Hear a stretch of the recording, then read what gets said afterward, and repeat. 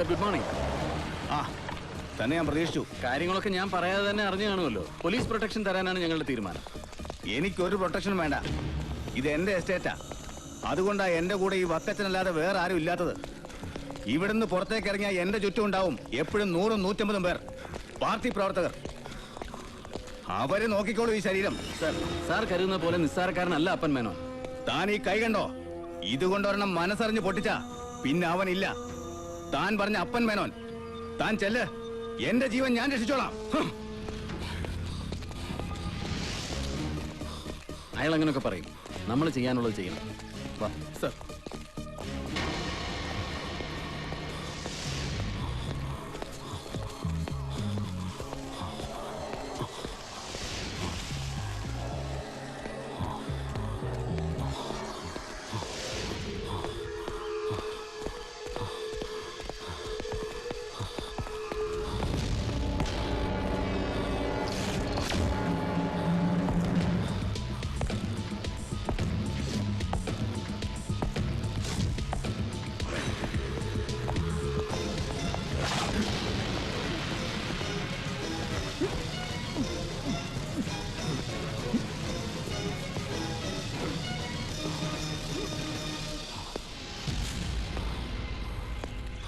കുര്യച്ച,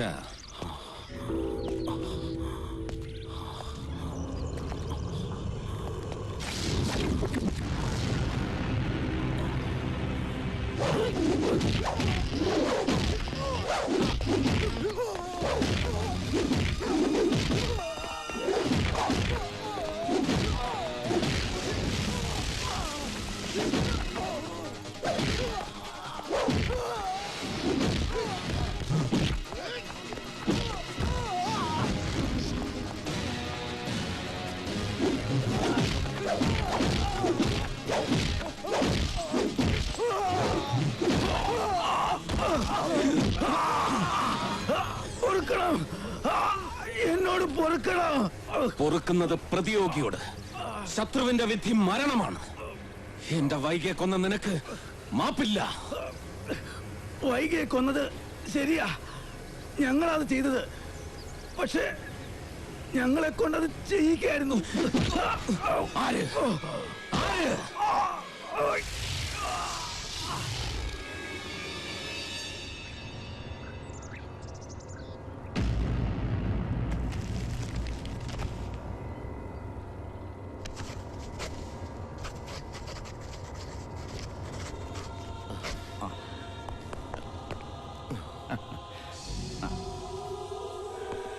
കർത്താവിന് സ്തുതി, കോശിക്കും സ്തുതി.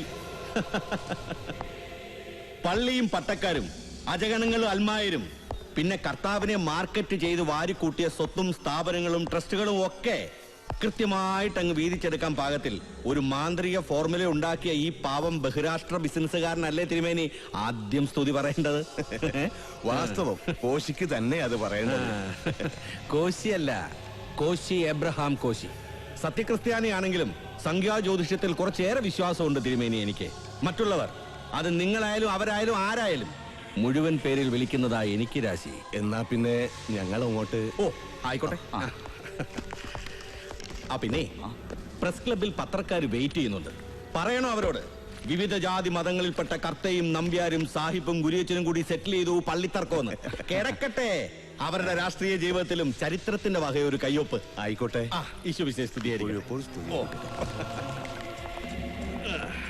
കോശിച്ചായനെ സമ്മതിക്കണം. കോശി എബ്രഹാം കോശിച്ചായനെ സമ്മതിക്കണം.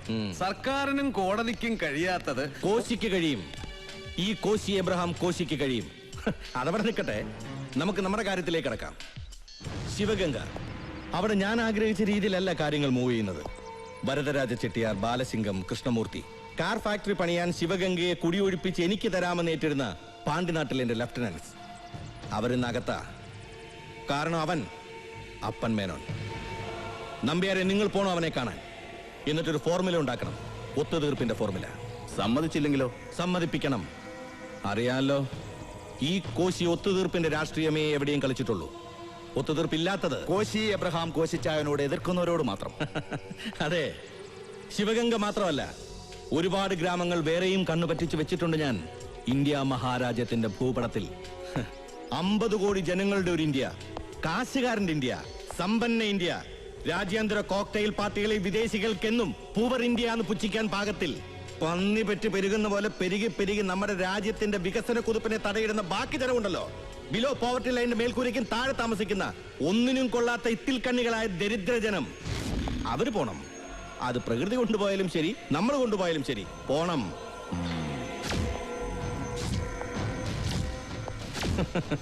കോശിയുടെ തേരോട്ടം തുടങ്ങുന്നതേ ഉള്ളൂ കർത്താ ശിവഗംഗയിൽ. ഗണപതിക്ക് വെച്ചത് തന്നെ കാക്കയ്ക്ക്. അങ്ങനെ ശുഭമല്ലാത്ത സംഭവിക്കാൻ പാടില്ല. അതും പറയണം അപ്പനോട്. എന്നിട്ടും വഴങ്ങിയില്ലെങ്കിൽ സംസ്കരിക്കണം അവന്റെ ഇഷ്ടങ്ങളെ.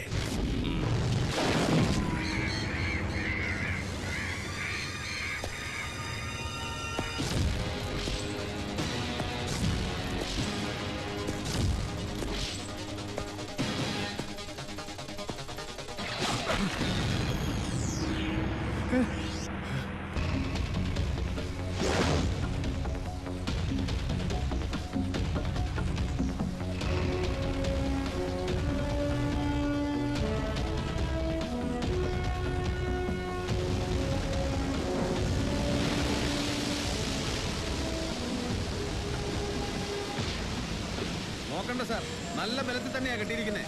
24 മണിക്കൂർ കറണ്ട് പാസ് ചെയ്യാനുള്ള ഏർപ്പാട് ചെയ്തിട്ടുണ്ട്. രാഹുകാലം കഴിഞ്ഞാൽ അതിന്റെ ഉദ്ഘാടനം നടക്കും.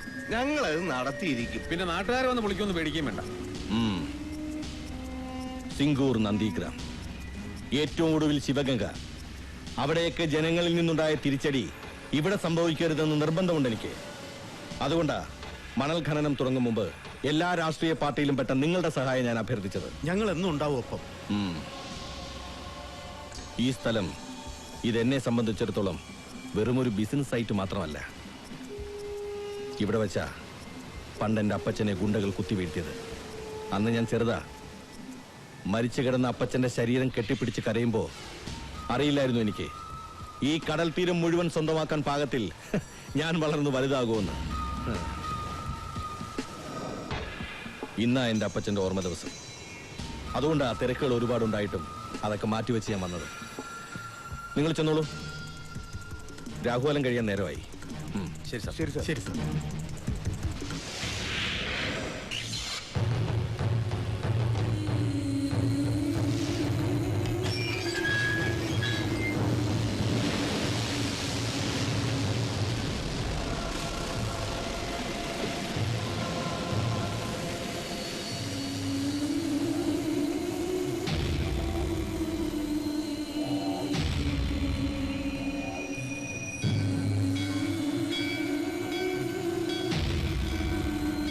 എന്താ മക്കളെ, സഹായത്തിന് വന്നതാണെങ്കിൽ മടിക്കണ്ട, ചോദിച്ചോളൂ. ഇന്ന് എന്ത് ചോദിച്ചാലും ഞാൻ തരും. എന്താ വേണ്ടത് പറഞ്ഞോളൂ. அப்பா வேணும். எங்களுக்கு எங்க அப்பா தான் வேணும். മനസ്സിലായില്ല. நீங்க கொலை பண்ணீங்களா எங்க அப்பாவை, அவங்க தான் வேணும். നിങ്ങൾ എവിടുന്നാ? ശിവഗംഗ, ശിവഗംഗ, ശിവഗംഗ.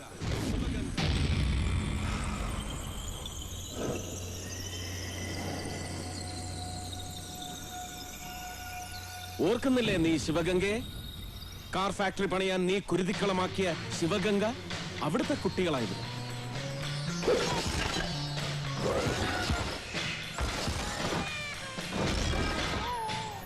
ഇന്നത്തെ ദിവസം ആരെന്ത് ചോദിച്ചാലും കൊടുക്കാൻ തയ്യാറല്ലേ നീ? കൊടുക്ക്, കൊടുക്ക്, തിരിച്ചു കൊടുക്ക് ഇവരുടെ അച്ഛന്മാരെ. എനിക്കും വേണം എന്റെ പാവം വൈകെ. പറ്റുമോ? തിരിച്ചു തരാൻ പറ്റുമോ നിനക്ക്? കോശി, ഭൂമിയിൽ നിന്ന് പുറന്തള്ളപ്പെടുന്ന നീരാവിയെല്ലാം ഒരു ദിവസം സംഘടിച്ച് പേമാരിയായി പെയ്യുമെന്ന് കേട്ടിട്ടില്ലേ നീ? നിന്റെ കാര്യത്തിൽ അത് സംഭവിക്കാൻ പോകുന്നു. നിന്റെ കാലം അതിവിടെ തീരുന്നു. Your time is up.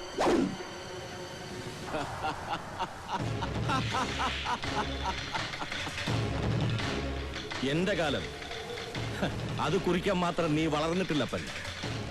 പക്ഷെ നിന്റെ കാലം അത് തീരുമാനിക്കാൻ കഴിയും ഈ കോശി എബ്രഹാം കോശിക്ക്. നിന്റെ വൈകയുടെ കാലം കുറിച്ചതുപോലെ, ഇവരുടെയൊക്കെ തന്തമാരുടെ കാലം കുറിച്ചതുപോലെ, പിന്നെ നിനക്കറിയാത്ത ഒരുപാട് ഒരുപാട് പേരുടെ കാലം കുറിച്ചതുപോലെ എനിക്കത് സാധിക്കും. Now your time is up.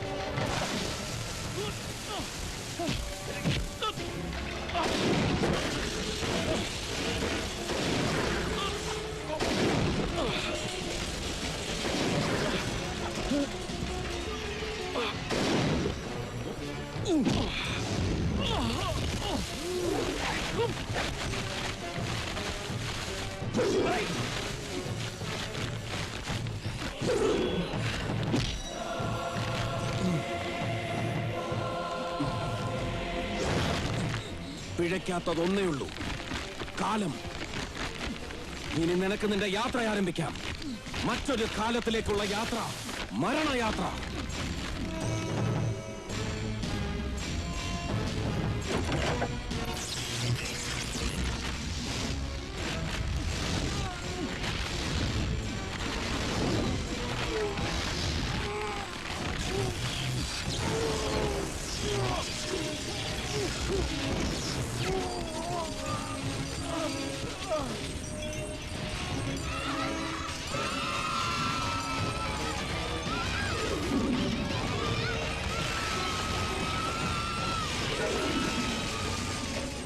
ഇതോടെല്ലാം അവസാനിച്ചു എന്നാണ് ഞാൻ കരുതിയത്.